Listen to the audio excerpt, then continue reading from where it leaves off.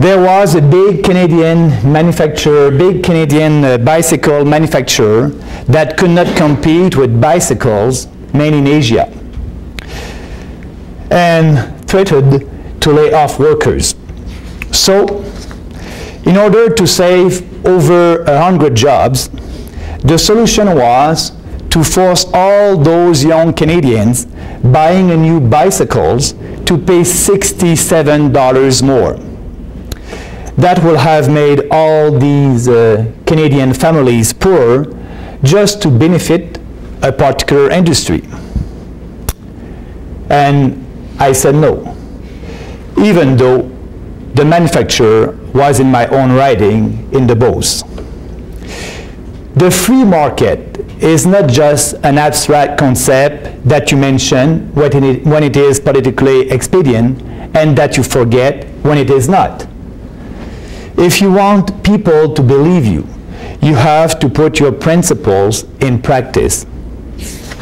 I can tell you that people understood that in my writing. They respected my decision because they knew why I had taken it. They could see that every time it was possible, I would defend the interests of the silent majority instead of particular interests. And in the long term, they would benefit more. The confrontation between interest groups and the silent majority was again the central theme in what was by far the most important file I handled as a minister: telecommunication deregulation. Contrary to what you often hear, industry regulation rarely protects ordinary citizens. It usually protects some favored players at the expense of others, and in particular at the expense of consumers. Getting rid of obsolete and costly regulation in this crucial sector for our economy proved a lot more difficult than I thought. I had to face opposition from groups and businesses who benefited from current rules.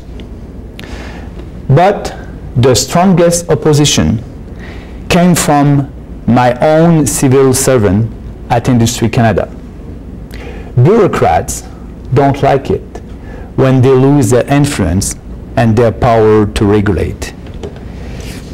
It was quite a fight. I had a very good team, and I want to thank Michelle Austin, my chief of staff. But in the end, we carried out what some observers consider the most important reform thanks, Michelle, of the telecommunications sector in several decades. It brought more competition, more choices, lower prices for Canadian consumers. As you know, politicians as a group are way down the list in terms of public confidence. I think one reason people are so cynical is that they do not believe us. They don't perceive us as defending clear goals and principles or acting on these principles. But if you are here today, if you are here this morning, it's because you don't share this cynicism. The reason you are involved in a political party is that you want to make a better world for yourself, for your family, for your community, for all Canadians. You believe it is possible, and you are looking for ways to make it happen.